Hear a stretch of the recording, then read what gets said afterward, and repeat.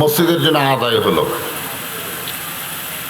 আপনারা বলেন বাংলাদেশে যত দামি দামি বাড়ি হয়েছে, বিল্ডিং হয়েছে ব্যক্তির জন্যে, এমন কোনো বাসা তৈরি করতে কেউ আদায় করছে? আপনারা শুনছেন যে একটা 3 তলা বিল্ডিং করলো আদায় করে করে, এরকম দেখছেন? কিন্তু বাইতুল ইনসান, মানুষের বাড়ি তৈরি করতে কোনো আদায় করা লাগে না, কিন্তু আল্লাহর ঘর তৈরি করতে ভিক্ষা করা লাগে। এইটাও আমাদের ঈমান, এটাই আমাদের বিশ্বাস। আল্লাহ রাসূল বলেছেন, কেউ যদি একটা আল্লাহর ঘর তৈরি করে, আল্লাহর ঘর দান করে, এ কথা নেই। কেউ যদি আল্লাহর ঘর তৈরি করে, কেউ যদি একক ব্যক্তি, আল্লাহ তাকে জান্নাতে একটা ঘর দিয়ে দেয়। তাহলে সুবহানাল্লাহ বলবেন, একলা মসজিদ বানাবে? ভিক্ষা করে করে 1 বছর দিয়ে হবে না, 10 বছর লাগবে। হাইরে বাংলাদেশে আল্লাহর ঘরের করুণ অবস্থা। কিন্তু বর্তমান সরকার দেখলো এরকম ভিক্ষা করে মসজিদ না বানায় 564টা মডেল মসজিদ বানিয়ে দিল। তো এখন ঠিক কিনা? ভালোই হয়েছে, আলহামদুলিল্লাহ। আজকে আমাদের ঈমানকে নিয়ে আমাদের খুব টেনশন, কারণ ঈমানের আবার প্রতিফলন আছে। যদি শুধু বলতে লা ইলাহা ইল্লাল্লাহ ঈমান হয়ে গেল, এখানে বলা হচ্ছে ইকরার বিল লিসান, জবানে বলতে হবে, তাসদিক বিল জানান, কলিজার মধ্যে ঈমানের জায়গা দেওয়া লাগবে, আমল বিল আরকান, ওই ঈমান অনুযায়ী আবার আমল করা লাগবে। দরিকান কি করা লাগবে? আপনারা বলেন তো, ঈমান অনুযায়ী যত আমল আছে, 1 নম্বর আমলের নাম কি? আর কবার বললেন? যে আমল না করলে ঈমানই থাকে না। তো এখন আমাদের বাংলাদেশে নামাজের সংখ্যা কম না বেশি? তো মুসলমানের সংখ্যা তো 90-94, কিন্তু নামাজের সংখ্যা কত?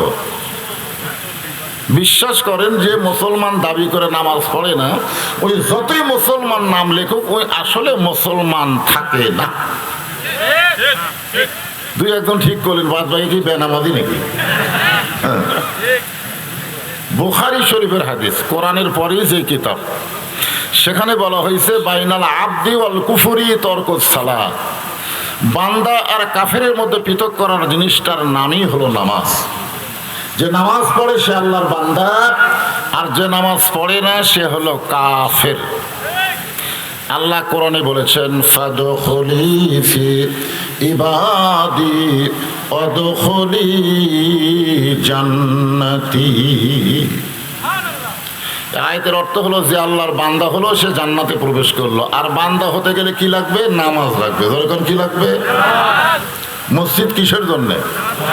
নামাজের জন্য। আলহামদুলিল্লাহ, আমি সেই মসজিদকে লক্ষ্য রেখেই কোরআনে একটা আয়াত তেলাওয়াত করেছি, এর উপরে আলোচনা হবে। তো যে আল্লাহ তাআলা আমাদেরকে মুসলমানের ঘরে মুসলমান হিসাবে কবুল করলেন, আপনারা খুশি না বেজার? খুশি হলে আপনি নামাজ বাদ দেন কেন?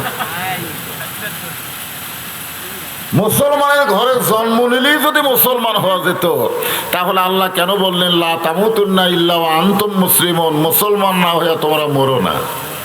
একথা বলার পিছনে কারণ হলো, অনেক মুসলমানের ঘরে জন্ম নিয়ে বেঈমান হয়ে মারা যাবে, আবার অনেক বেঈমানের ঘরে জন্ম নিয়ে মুসলমান হয়ে মারা যাবে। তোর কোন কথা ঠিক না? আপনি বলেন জন্ম নেওয়াই ভালো না মরা ভালো? না, মুসলমান হিসেবে খালি জন্ম নেওয়াই ভালো না মুসলমান হিসেবে মরা ভালো? শেষ ভালো যার।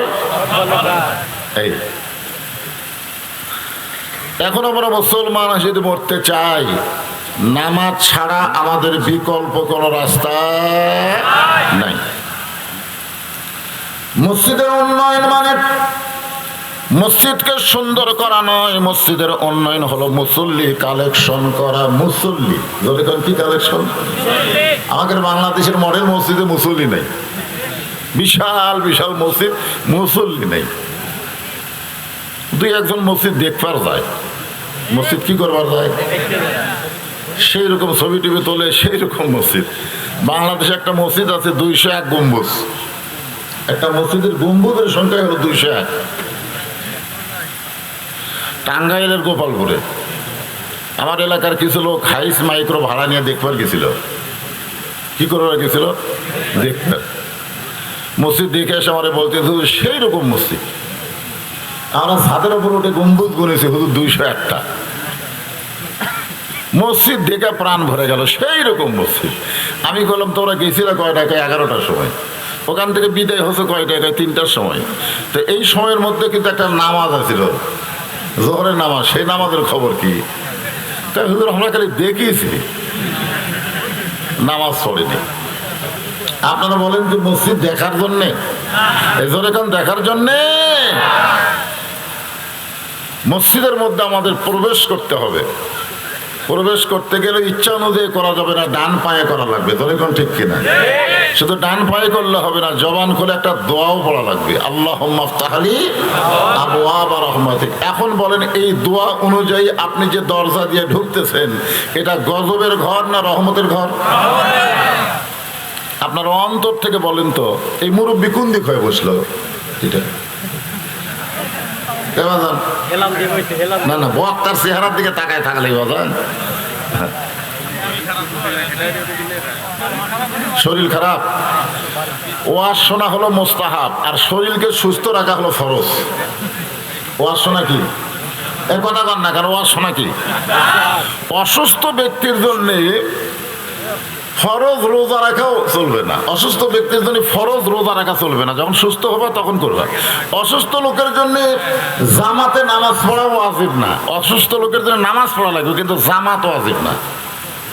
তাহলে অসুস্থ লোকের জন্য বাড়ি ছেড়ে এই মাহফিল আসা দরকার আছে? ওনার শরীরকে সুস্থ রাখাই সওয়াব। আলী আকবর ভাই বললো না, কেমন করে ঘুমাও তুমি ফজর করে কাজা। আমরা বলবো ওয়াজ শুনে ঘুমাই আমরা, ফজর হলো কাজা। এমনও তো হতে পারে তোমার জোহরে জানাজা। আপনারা যেই তালের শ্রোতা আছেন আর যেরকম ওয়াজ শোনা শুরু করছেন, মুয়াজ্জিনও যদি আজকের শ্রোতা হয়, ওই আজান মিস করবে।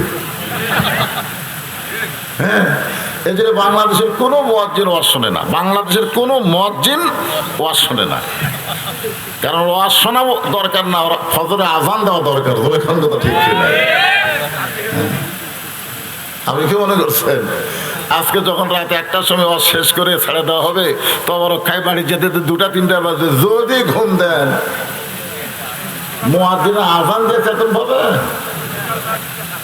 তাহলে কেমন করে ঘুমাও তুমি? আমরা বলবো ওয়াজ শুনে ঘুমাই আমরা। ধরে কোন কথা ঠিক কিনা? 5 ওয়াক্ত নামাজের মধ্যে ফজরের নামাজের গুরুত্ব বেশি। ধরে কোন কথা ঠিক কিনা? ওইটা আবার বাড়িতে পড়লে হবে না। আপনি যদি মনে করেন এত রাত শুনলাম, ফজরে আজান দিলে কষ্ট করার, মসজিদে না যায় বাড়িতে আদায় করবো। আল্লাহ রাসূল বললেন, ফজরের নামাজ যে ব্যক্তি মসজিদে না পড়ে বাড়িতে পড়ে হলো আস্ত মুনাফিক। কি মুনাফিক? আস্ত মুনাফিক। তাহলে 5 ওয়াক্ত নামাজের মধ্যে 4 ওয়াক্ত না হয় বাড়িতে পড়েন, কিন্তু ফজরটা বাড়িতে পড়া যাবে না। আল্লাহ রাসূল বলেন, ফজর যদি কেউ জামাতে আদায় করে, বাকি 4 ওয়াক্ত নামাজ তার জামাতে পড়া আল্লাহ সহজ করে দিবে।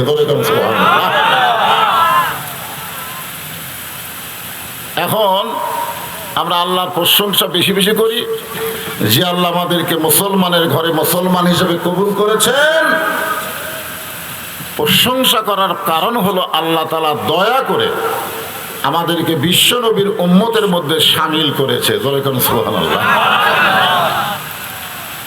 যেই নবীর উম্মত হতে পারলে তাদের জীবন এমন ধন্য হয়ে যাবে, নবী বলেছেন, আমার একটা আদনা উম্মত যতক্ষণ বাহিরে থাকবে, আমি নবী ততক্ষণ জান্নাতের ভিতরে ঢুকবো না। আমার একটা আদনা উম্মত, বোঝেন? উম্মত না, মাঝে মধ্যে নবীর প্রতি দরুদ পড়ে, নবীর মহব্বতে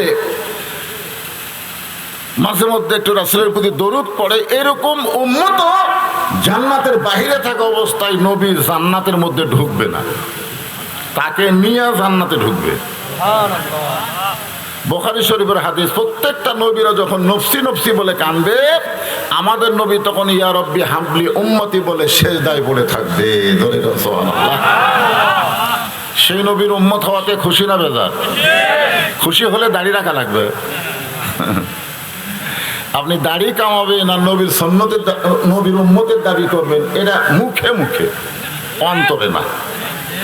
অন্তর দিয়ে যদি নবীর উম্মতের দাবি করি, এই জায়গাত আর বিলেট মারা খুর মারা যাবে না। এখানে খুর বিলেট ঠেকালে নবীর কলজার ঠেকানো হয়।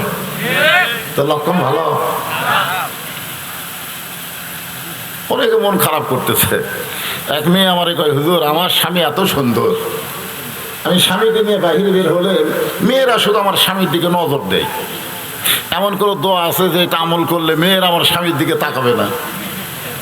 আমি বললাম, মা কোনো দোয়া নাই, তবে তোমার স্বামীকে চাচা বানাও। মেয়েটা বলে, হুজুর স্বামী কোনোদিন চাচা হয়?